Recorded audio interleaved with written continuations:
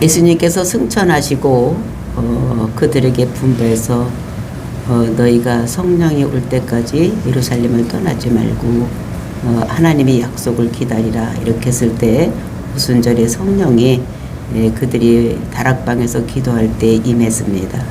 그래서 성령 충만해서 이제 예루살렘 교회가 완성이 되는데 그 예루살렘의 복음을 전하기 위해서는 그냥 성령 충만함을 받아서 그냥 쑥쑥 자라는 것이 아니라 그렇게 복음을 전할 때에 그들에게 성령 충만해서 안진뱅이를 일으키고 좋은 일을 행했더니 좋은 일을 잘했다고 칭찬하는 것이 아니라 사내들인 고개에 끌려가서 다시는 예수님의 이름으로 전하지도 말고 가르치지도 말라 이런 위협을 받은 이런 것을 보았습니다.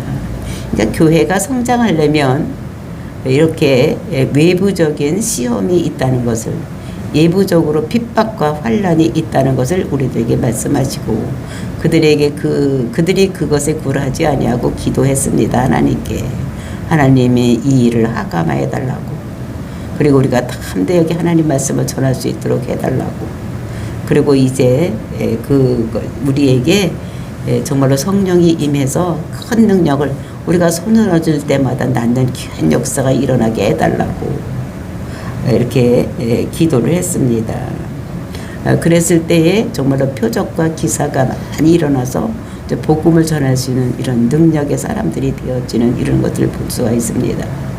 그래서 이제 이렇게 그 복음을 전할 때에 외부적인 핍박과 환란이 있다는 것, 이런 것들을 우리들에게 말씀하시고, 그렇게 외부적인 핍박과 환란이 있는 것이 아니라 내부적으로도 시험이 있다는 것을 우리들에게 말씀하시는 것이 오늘 본문의 말씀입니다. 그러니까 우리가 교회가 성장하고 내가 믿음 생활을 하려면 외부적으로 핍박과 환란이 있는 것도 물론이고 또 내부적으로도 이렇게 시험이 있다는 것을 우리들에게 말씀을 하고 있는데, 그 내부적인 환란이 핍박 시험이 어떤 것이었느냐, 그러니까 어떤 사람이 자기 재산을 팔아서 이제 교회에 갖다 놨다 사도발 앞에 놨더니 많은 칭찬을 받는 것을 보고 이제 아나니와 삽비라가 자기도 이제 이렇게 밭을 팔아서 칭찬받기 위해서 그 베드로 발 앞에 갖다 놓는데 전부를 갖다 놓는 것이 아니라 전부를 갖다 놓는 것 같이 하면서 일부를 갖다 바쳤다. 이게 칭찬받으려고, 그러니까 하나님 앞에 거짓말을 하는 이런 것들을 보면서 그렇게 했을 때에 하나님께서 그거를 가르쳐 주셔서 베드로가 책망하고 이런 모습을 볼 수가 있는데, 이제 이렇게 함으로 인해서 그 혼이 떠나가서 그 죽음으로 갈 수밖에 없는, 그러니까 구원을 받을 수 없다는 것을 이렇게 말씀하고 있는 것입니다. 그래서 우리가 예수를 그리스도라고 믿으면 정말로 우리 마음속에 있는 악한 것들, 그러니까 악의 뿌리가 무엇으로부터 나오느냐, 그러니까 일반하게 뿌리가 돈으로부터 나오는 이런 것들을 보면서 돈에 대한 욕심, 이것을 자제하지 못해서 그것 때문에 이제 거짓말을 시킨 것입니다. 그러니까 하나님을 속이는 것, 이런 일이 있을 때는 우리는 구원을 받지를 못하는 것. 믿음으로 우리가 예수를 그리스도라고 믿어서 구원받았으면은 우리 믿음 생활할 때에 쭉 한 마음으로 가야지 되는 것이지 거짓말을 하면 안 되는 것을 우리들에게 말씀하고 있는 것입니다. 그러니까 우리가 믿음으로 구원을 받는 거예요. 믿음으로 구원을 받는데 우리의 삶이 하나님 앞에서 경건한 삶을 살아야 되는 것이지 우리가 사단의 사주 노릇을 하면 안 된다는 것을 우리들에게 말씀하고 있습니다. 그래서 이 사람들은 그 사단의 시험에 넘어가서 거짓말을 하고 이렇게 하는 이런 모습, 이랬을 때는 우리는 구원을 받지 못한다는 것을, 그래서 이때는 하나님은 사랑의 하나님이다, 이런 것만 알았던 사람들이 하나님께서는 이제 공의 하나님이시구나, 심판하시는 하나님이구나, 이제 이렇게 이것을 깨닫고 우리도 하나님께서는 은혜의 하나님, 사랑의 하나님만이 아니라 마지막 때는 반드시 우리의 삶을 심판하시는 하나님이라는 것을 깨닫고 저와 여러분이 신실한 마음을 가지고 하나님 뜻대로 살아가는 저와 여러분이 되시기를 예수님의 이름으로 축원을 드립니다. 36절 4장 36절입니다. 구브로에서 난 레이족 사람이 있으니 이름은 요셉이라 사도들이 일컬어 바나바라 번역하면 위로의 아들이라 하니. 그러니까 구브로는 지중해 있는 섬입니다. 거기 어떤 사람이 있었는가 하면 바나바라는 사람이 있었는데 그는 원래는 레이 족속이었다라고 얘기를 하는 것입니다. 그러니까 레이 족속은 하나님 나라를 일하는 사람들, 그러니까 이런 사람이었었어요. 근데 이제 이게 흩어져서 살아서 어디 가서 살고 있었느냐면은 그 구브로에 가서 살고 있었다. 요즘은 이제 거기에 키프로스라고 하는 지중해에 있는 작은 섬, 거기에 이제 그 요셉이라는 사람이 살고 있었다. 그러니까 요셉이 살고 있었는데 이 사람은 그것도 별명이 하나가 더 있었다. 그것이 바나바다. 근데 바나바라는 것은 위로의 사람이다 라는 것입니다. 그러니까 다른 사람을 잘 위로해 주는 사람이었어. 그래서 사람들이 볼 때에 그를 요셉이라고 하기보다는 바나바라고, 이제 우리가 잘 알고 있는 바나바, 이제 이 사람인 것을 볼 수가 있는데, 이제 이 사람은 우리가 사도행전을 읽어보면 얼마나 이 사람이 그 위로를 잘하는 사람인가. 사도 바울을 정말로 다른 사람이 욕하고 그 전에 사람들을 힘들게 했다고 이렇게 했을 때에 개종한 그를 사람들 앞에 소개한 사람이 누구냐면 바나바입니다. 그래서 이제 이 사람을 그 바울의 고향에 가서 데려와서 안디옥 교회에서 같이 사역을 하게 하는 이런 사람이 바나바인 것을 볼 수가 있고, 또 이제 전도 여행을 떠났을 때에 그 누가와 같이 갔다가 누가가 힘들고 어려우니까 되돌아왔습니다. 그랬을 때 두 번째 이제 전도여행을 갈 때에 바울은 이 누가를 그 마가를 데리고 가지 않으려고 했을 때에 이 바나바는 그를 데리고 가자고 했습니다. 왜냐하면 바울은 사역하는데 가다가 힘들다고 떨어져 나가는 사람을 왜 또 데려가느냐. 그러면 우리만 힘들고 어렵게 될 테니까 데리고 가지 말자. 그러니까 일 중심으로 생각하는 바울이었다면 바나바는 끝까지 그 사람을 챙기는 이런 사람인 것을, 그래서 사도 바나바와 바울이 갈라지면서도 한 사람을 세우는 이런 사람인 것이 누구냐면 바나바라는 것을 우리가, 그래서 이 사람이 그렇게 사람 중심으로 살아가는, 사람을 잘 세우고 그러니까 위로하는 이런 사람이었기 때문에 그 사람의 이름을 바나바다 해서 별명을, 그러니까 원래 이름은 요셉이다. 근데 레이 족속에 요셉이라는 사람이 거기 살고 있었는데 그 사람이 어떤 일을 했느냐. 37절 말씀입니다. 그가 밭이 있음에 팔아 그 값을 가지고 사도들의 발 앞에 두니라. 그 요셉이라는 사람, 즉 바나바라는 사람이 밭이 있었다는 것입니다. 근데 그 밭을 팔아서 사도들 앞에 갖다 둬서, 그때 초대교회는 이제 가난한 사람을 돕고 이렇게 구제하고 뭐 이런 일이 있었기 때문에 자기 밭을 팔아서 그 사도들 앞에 갖다 놨다. 근데 이 사람은 레이족입니다. 레이족속은 원래 자기의 분배받은 땅이 없는 사람이요. 하나님 나라 일하기 위해서 부른 사람들이 레이족속입니다. 그러니까 이제 그것을 다 팔아서 하나님 나라 하기 위해서 그것을 사도들의 발 앞에 갖다 놓는 이런 일을 하니까 사람들이 그것을 보고 칭송을 한 거예요. 어떻게 저렇게 자기 것을 다 팔아서 이렇게 갖다 놓을까. 그래서 많은 사람들이 바나바를 아마 칭찬을 했던 겁니다. 야, 참 대단하다. 정말로 저가 사도보다 더 정말로 하나님 나라를 열심히 하는구나. 진짜 이 교회에서 최고의 그렇게 잘하는 사람이다. 헌신하는 사람이다. 막 이렇게 칭찬을 받았던 이런 것들을 우리가 여기서 볼 수가 있는 것입니다. 그래서 판 값을 그대로 갖다 그 값을 그가 밭이 있음에 팔아 그 값을 가지고 그 값, 그러니까 판 값을 하나도 떼지 않고 그대로 가지고 갔다는 것입니다. 어? 내가 먹고 살 거 떼어놓고 자식 가르칠 거 떼어놓고 이렇게 하는 것이 아니라 그 값을 판값 그대로 어떻게 되면 사도들 발 앞에 갖다 놨다라는 것을 이렇게 얘기를 하고 있는 것입니다. 그랬을 때 어떠한 일이 일어났느냐. 5장 1절 말씀입니다. 아나니아라 하는 사람이 그의 아내 삽비라와 더불어 소유를 팔아 2절 그 값에서 얼마를 감추고 그 안에도 알더라. 얼마만 가져다가 사도들 발 앞에 두니. 이제 바나바가 밭을 팔아서 그 돈을 그대로 갖다 사도들 발 앞에 갖다 놓으니까 거기 교회 사람들이나 사도들이 그를 칭찬하고 이렇게 했습니다. 그러니까 그것을 옆에서 본 이제 아나니와 삽비라는 사람이 있는 것입니다. 교회 안에는 혼자만 있는 것이 아니라 그 이제 오래된 사람들 또 다른 사람이 본이 되고 칭찬받는 이런 하나님 나라 일을 앞선져서 하는 사람이 있는데 바나바도 있었고 아나니와 삽비라도 거기에 있었던 것 같습니다.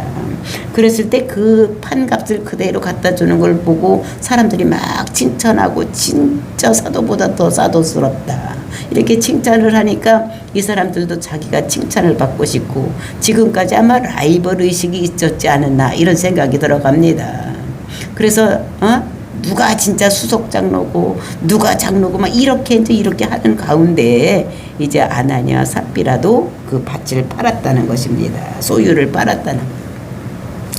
그래서 소유 더불어서 아나니와 삽비라고 더불어서 그러니까 아내와 같이 혼자 슬쩍 파는 것이 아니라 아내와 같이 더불어서 소유를 팔아서 그리고 그 값에서 얼마를 감추매 판 값이 있으면 그 판 값에서 얼마를 감췄다는 것입니다. 그 아내도 알더라. 이게 얼마를 이게 떼어나는 거예요. 그러니까 밭을 팔고 나니까 앞으로 살 일도 있고 뭐 자식도 가르쳐야 되겠고 뭐 내가 앞으로 얼마로 살지도 모르는데 이제 그때까지 먹고 살고 자식 가르치고 뭐 이렇게 될 것을 생각하니까 그냥 얼마를 감췄다는 것입니다. 그런데 감출 때에 그 아내도 그것을 알았다는 것입니다. 그러니까 뭐 둘이 상의해서 하지는 않았지만 하여튼 이렇게 감추는 것을 아내도 알더라. 얼마를 가져다가 사도들의 발 앞에 두니. 그리고 이제 감춰놓고 일부는 떼어놓고 다 갖다 놓은 것이 아니라 일부는 떼어놓고 사도들을 발 앞에 갖다 두었다.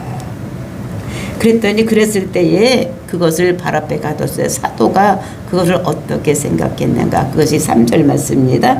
베드로가 이르되 아나니아여 어찌하여 사단이 내 마음에 가득하여 내가 성령을 속이고 땅값 얼마를 감추었느냐. 그러니까 사도 베드로가 이들의 마음을 정확하게 아나니와 삽비라의 마음을 정확히 알았던 이런 것을 볼 수가 있는 것입니다. 그래서 여기서 아나니아 이거는 아냐냐 하나냐 이런 말입니다. 이것은 무엇이냐 하면은 그 하나님이 기뻐하는 자.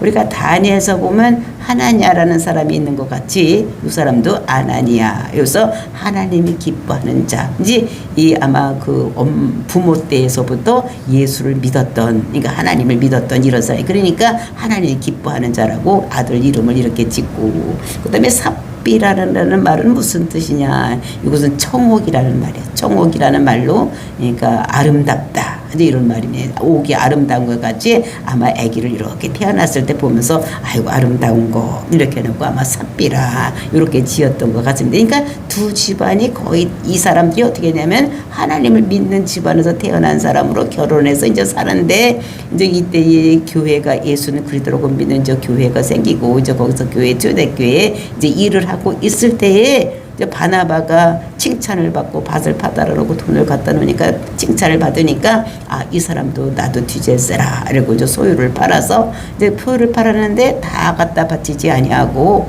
이제 얼마를 감춘 다음에 이제 이렇게 갖다 바쳤습니다. 그랬을 때에 이 베드로가 말하는 것이 뭐라고 말합니까? 어찌하여 사단이 내 마음에 가득하여 내가 성령을 속이고 땅값 얼마를 감추었느냐.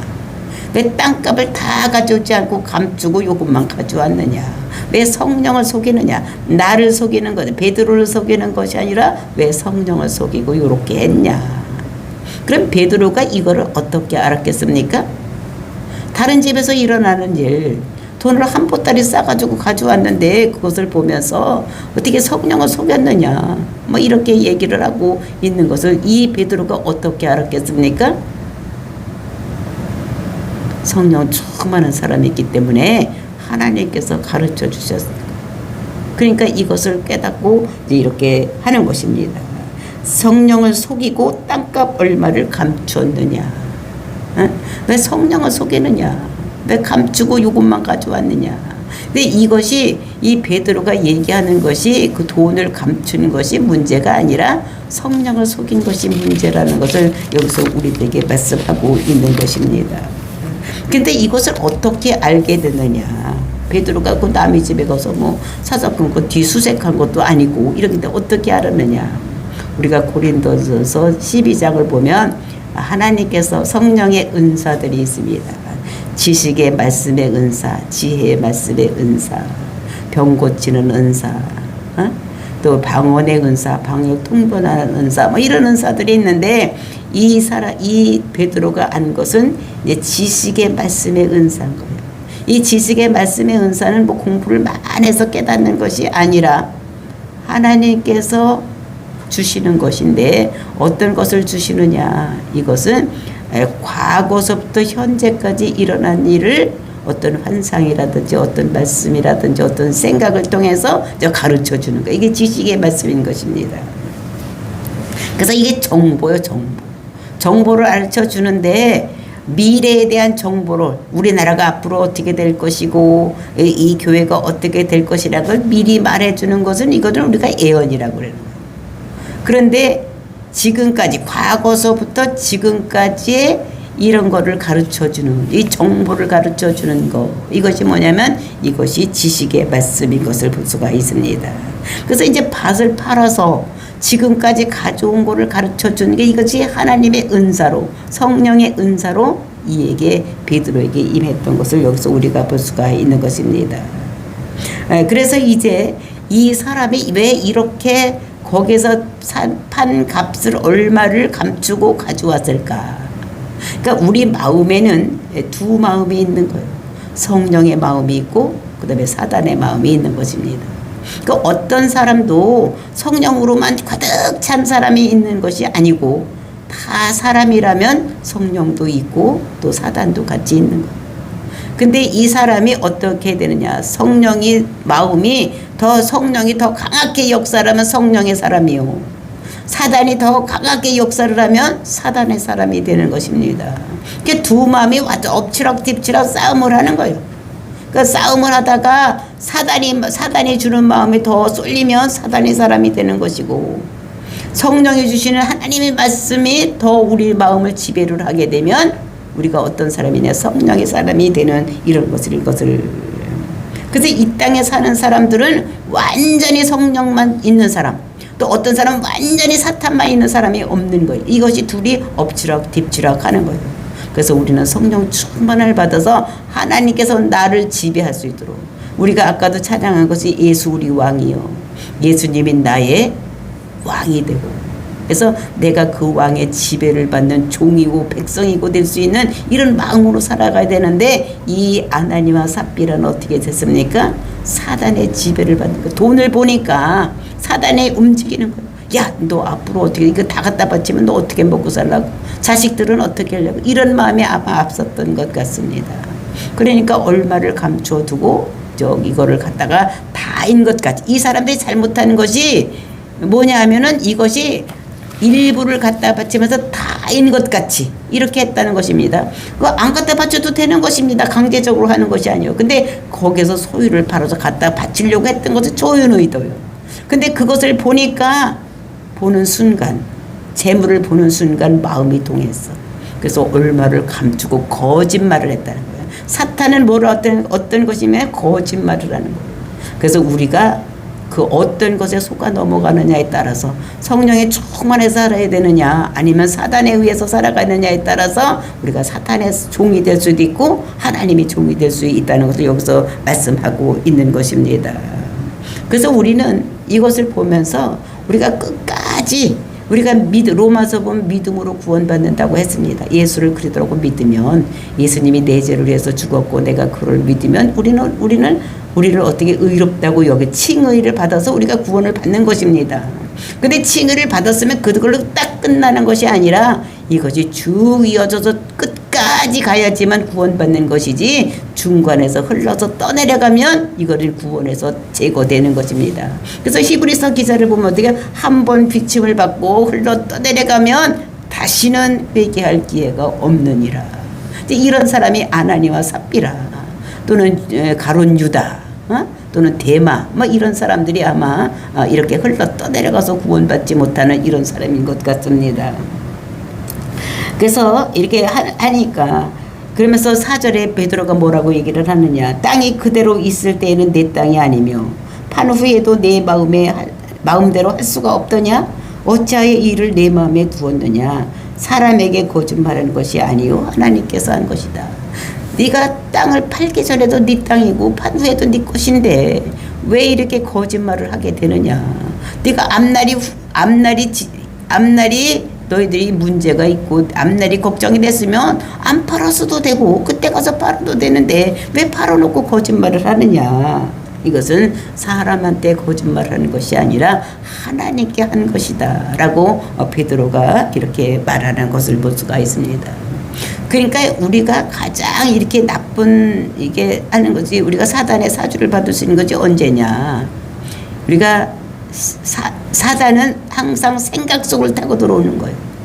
그러니까 내일마다 이렇게 가만해서 생각하는 사람, 앞으로 어떻게 될 것인가, 뭐가 어떻게 되고 막 생각으로 하는 사람은 이때 이제 사단이 와서 뭐라냐, 그 사람을 잡는 것입니다. 그래서 그 사단이 와서 너 앞으로 이거 돈 가지고 돈 없으면 너 못 살잖아. 자식은 어떻게 갈게요? 먹고는 어떻게 먹고 살 거야? 막 생각을 꼬리를 물고 있을 때 사단아 물러가라. 뭐 이렇게 해야지 되는데 그냥 거기에 넘어가서 이 베드로가 아니라 아나니아 삽비라 아메나니아가 어떻게 되냐. 그것을 감추고 거짓말을 하는. 그러니까 사단의 유혹에 너 앞으로 어떻게 살 거야? 네 자식은 어떻게 돼? 그렇지. 응? 깜짝이야. 이거 몰랐으면 큰일 날 뻔했네. 뭐 이렇게 하고 그것에 동조해는. 그러니까 막 생각에 꼬리를 물고 들어가는 것입니다. 그러니까 우리가 생각하고 있는 것이 아니라 우리는 그런 나쁜 생각이 우리 마음에 타고 들어올 때는 어떻게 되는 머리를 흔들어야 돼. 떠나보내고. 그리고 이제 예수님의 이름으로 떠나가라고 명령하고 이렇게 해야 되는. 그리고 우리는 어떻게 해요? 반대 영을 우리는 불러드려야 돼요. 진실한 영을 채워주시옵소서. 성결한 영을 채워주시옵소서. 이렇게 기도를 해야 되는 것입니다. 항상 사람 속에는 그런 마음이 있게 마련인 거예요. 그러니까 아무리 목사고 유명한 목사라고 하더라도 또 예수를 잘 믿는 장로님 권사님이라고 할지라도 이런 현실에 부딪혔을 때 이런 것이 그러니까 사단이 우리 마음속에 어떻게 생각 속으로 찜대하고 들어오는 이런 것인 것을 보면서 우리는 그때마다 어떻게 했냐. 사단을 물리쳐야 되는 거예요. 보혈을 사용하고 예수님의 이름을 사용해서 떠나가라고. 그리고 그 자리에 어떻게 됐냐. 성령을 우리가 채워야지 되는 이런 일을 해야 된다는 것을 우리들에게 말씀하고 있으니까 누구든지 아나니아가 삽비라가 될 수 있다는 것을. 그래서 여기서 이제 시험이 왔을 때 이길 수 있는 방법, 이것이 우리가 예수님의 이름으로 또 예수님의 보혈의 피로 이겨야 된다는 것을 우리에게 말씀하고 있는 것입니다. 그래서 5절 말씀입니다. 아나니아가 이 말을 듣고 엎드러져 혼이 떠나니 이 일이 듣는 사람이 다 크게 두려워하더라. 이 말을 듣고 엎드러져서 혼이 떠나갔다는 것입니다. 그러니까 혼이 떠나가는 거예요. 영이 떠나가고 이 사람이 어떻게 되면 죽는 거예요. 시체가 되는 거죠. 우리 속에 있는 영혼 몸 돼 있는데 그것이 이제 영혼이 떠나가니까 이제 어떻게 되는 것입니까? 이 일을 듣는 사람이 다 크게 두려워하다. 혼이 떠나니 그 죽었다는 것입니다. 죽었으니까 이 말을 듣는 사람, 이 일을 듣는 사람이 다 크게 두려워하더라. 그렇게 갖다 갇혔는데 그렇게 감추고 했더니 죽었다.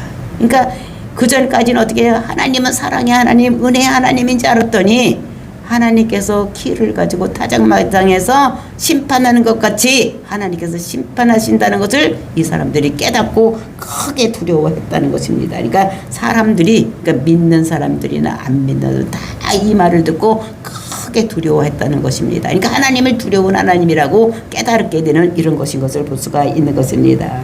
그때의 젊은 사람들이 일어나 시신을 싸서 메고 나가 장사하니라.